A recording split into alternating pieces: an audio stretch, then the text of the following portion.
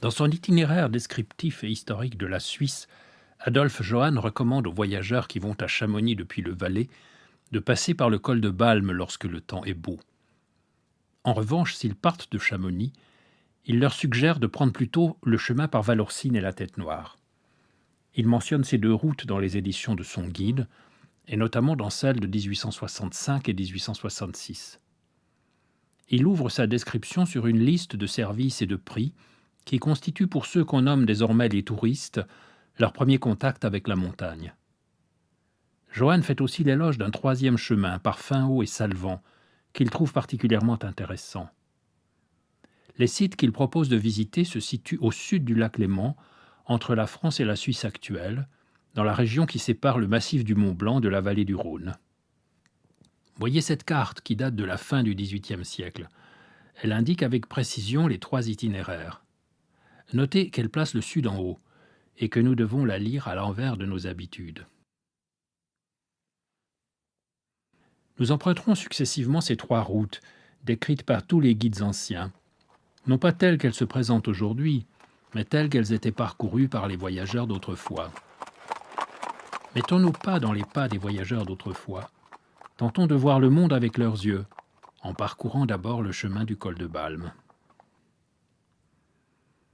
Martigny est représenté ici entouré des granges qui occupaient les champs à la fin du XVIIIe siècle, avec la ruine du château de la Battia campée sur son rocher. La ville était un carrefour qui commandait à la fois la route du Valais, celle du Grand Saint-Bernard qui conduisait en Italie, et la route de Chamonix que nous allons emprunter.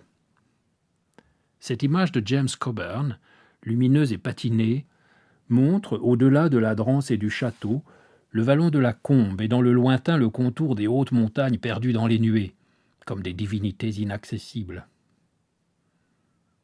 Au début du XIXe siècle, le chemin se fait à pied ou à dos de mulet.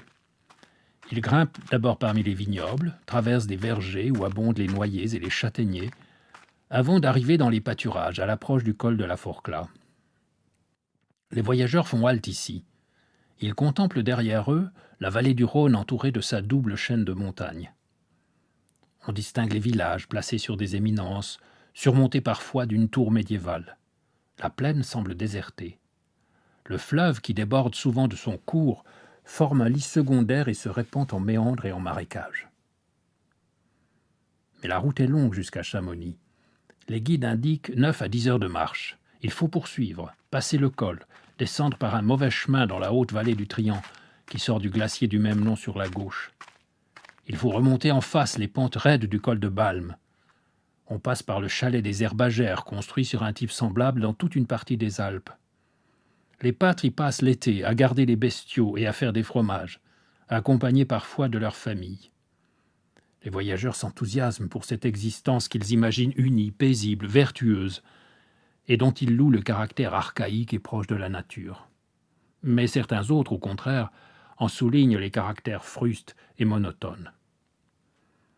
Voici le col de Balme et son panorama grandiose. John Murray, dès la première édition de son Handbook for Travelers in Switzerland, le présente comme « a most glorious view, a magnificent scene ». Alexandre Dumas, qui fait le voyage à la même époque, raconte qu'il reste anéanti dans la contemplation de ce tableau.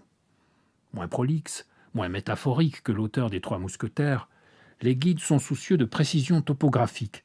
Ils détaillent les noms des sommets en un vaste tour d'horizon, le Brévent, les Aiguilles Rouges, le Buet, et du côté du nord et de l'est, toute la chaîne entre les Diablerets et la Fourca.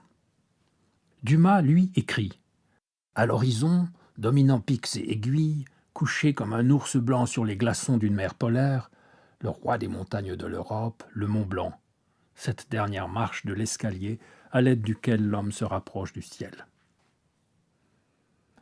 Aujourd'hui, le randonneur doit retrouver par l'imagination les impressions qui saisissaient les voyageurs, tant les glaciers se sont retirés et tant se sont multipliées les remontées mécaniques et les résidences secondaires. Autrefois, le chemin qui conduit vers Chamonix en suivant le cours de l'Arve côtoyait les glaciers qui descendaient jusqu'aux champs cultivés. Voici qu'on aperçoit le village de Chamonix avec l'église du prieuré. Le soir tombe lorsque le voyageur y parvient, lourd de la fatigue du chemin et des émotions accumulées.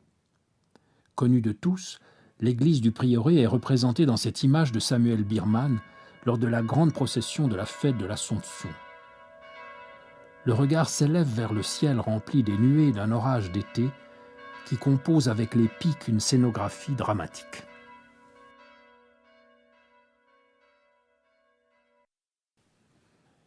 Pour le retour, prenons le chemin par Valorcine et la Tête-Noire. Le départ de Chamonix se fait dans la gloire d'un soleil levant.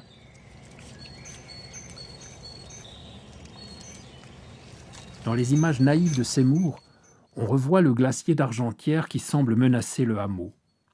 Si l'on voyage un dimanche, on croise des paysannes en costume qui se rendent au village pour la messe. La route où Cockburn aperçoit « the most sublime, various and fantastic forms » n'est pas celle des grands panoramas, mais celle des gorges et des précipices. Le voyageur romantique y reconnaît le miroir de son âme inquiète et passionnée. Sur le territoire du Valais, le chemin devient âpre et sauvage, dangereux en cas d'orage. Il passe sous le rocher de la Barme Rousse, disposé comme un auvent sous lequel les voyageurs pouvaient trouver un abri, et qu'une lady anglaise avait voulu acheter dans un mouvement d'admiration éperdue. Sur une image de Johann plus récente, on voit que le chemin a été élargi et qu'un hôtel a été construit pour accueillir des voyageurs toujours plus nombreux. Le sentier longeait le bord du torrent, avant de remonter par des marches taillées dans le roc, souvent glissantes, dans un passage nommé le Mappa, le mauvais pas. Dans les années 1830, une galerie fut creusée dans le rocher pour faciliter ce passage. C'est la galerie de la Tête-Noire, étroite et rude, qu'on peut encore traverser aujourd'hui. Au passage de la Tête-Noire se présente une vue extraordinaire. Le regard est happé par la violence du paysage, entraînant le voyageur romantique dans une expérience qu'il recherchait et qui exerçait sur lui une attirance à la fois maléfique et religieuse, comme l'intuition d'un monde infernal. Si la plupart des dessinateurs ont été fascinés par de tels sites, William Bartlett est l'imagier le plus admirable de cette représentation de l'abîme. Dans ses gravures de gouffres et de falaises qui transforment les Alpes en un monde gothique et fantastique aux éclairages contrastés, aux élévations exaltantes et effrayantes, aux sombres profondeurs. Dans sa description de la haute vallée du Trian, Théophile Gautier témoigne des émotions ressenties dans ce paysage typique. De l'autre côté du gouffre hérissé de sapins et de roches où coule l'eau noire avec une rapidité convulsive, dans une ombre où ne descend jamais un rayon de soleil, s'élève une montagne d'un aspect sauvage, formidable et désolé. À travers les trous des nuages qui se déchiraient à ses aspérités, on entrevoyait ces parois abruptes plaquées de taches d'un vert sombre, ravinées par le passage des torrents et des avalanches, percées par les pointes des rochers. Tout ce site, estompé à demi par les vapeurs que le vent promenait de cime en cime, est d'un caractère sérieux, grandiose, et fait à souhait pour un peintre de paysages romantiques.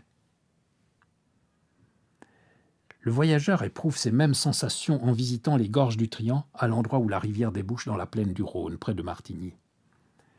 Le torrent a creusé profondément la masse rocheuse sédimentaire pour atteindre le niveau du bassin du Rhône où il va se jeter. Après les années 1850, on construisit une galerie de bois suspendue au bas de la paroi. Il fallait payer 1 franc pour franchir le portillon et se donner des frissons en avançant dans le fond de la gorge, au bas d'une double et haute muraille ne laissant voir qu'une mince bande de ciel, cependant que le torrent mugit, bouillonne et se cabre dans le creux sombre de son lit. L'industrie du tourisme avait commencé son œuvre ambiguë, monnayant la sauvagerie comme un spectacle de foire. Après ces grandes orchestrations, revenons au chemin recommandé par Johann aux marcheurs aguerris, qui passe par les villages de Finhaut et Salvan. Il était connu depuis toujours, bien qu'il n'ait guère été fréquenté par les voyageurs avant 1850. Durant le dernier tiers du XIXe siècle, la route rendue carrossable devint le vecteur d'un important développement touristique. De nouveaux modes de voyager se développent alors dans les Alpes. Les hôtels se multiplient, les stations se créent, les établissements de cure et de thérapie climatique prospèrent. Le goût des séjours prolongés domine chez les touristes aisés, souvent anglais. Le nouveau phénomène européen de la villégiature s'est emparé de la montagne comme il l'avait fait des bords de mer. Au début du XXe siècle, il tire parti du développement du chemin de fer. Des lignes sont construites partout, à la conquête des vallées et des pentes. Ainsi, la ligne Martigny-Châtelard, ouverte en 1906, est prolongée ensuite jusqu'à Chamonix. La grande période des livres de voyage illustrés est désormais passée. Il faut aller chercher des images nouvelles, produites pour d'autres publics sur d'autres supports. La photographie et l'affiche touristique prennent le relais des anciennes illustrations. Les affiches font connaître la vallée du Trian en même temps qu'elles célèbrent le nouveau mode de déplacement. Une autre imagerie se développe qui vante et qui cherche à vendre le soleil, la lumière, les enchantements de la couleur, la liberté du grand air. Le goût des vastes panoramas et du sublime fantastique s'en est allé. Une vision quasi méditerranéenne des Alpes est diffusée à travers les messages simples et frappants de l'affiche, qui doivent s'imposer dans la rue et les lieux publics pour des foules qui passent, et non plus auprès d'un lecteur solitaire plongé dans la rêverie apportée par les images de son livre. Aujourd'hui, ces images elles-mêmes sont devenues désuètes. D'autres enjeux sont apparus, des inquiétudes se font jour. Que vont devenir les villages que leurs habitants ont quittés, les chemins que les hommes et les bêtes ne parcourent plus? Comment associer encore l'étranger et le passant à la beauté silencieuse du monde? Comme beaucoup d'autres régions des Alpes, la vallée du Trian se cherche de nouvelles images, des valorisations durables et apaisées.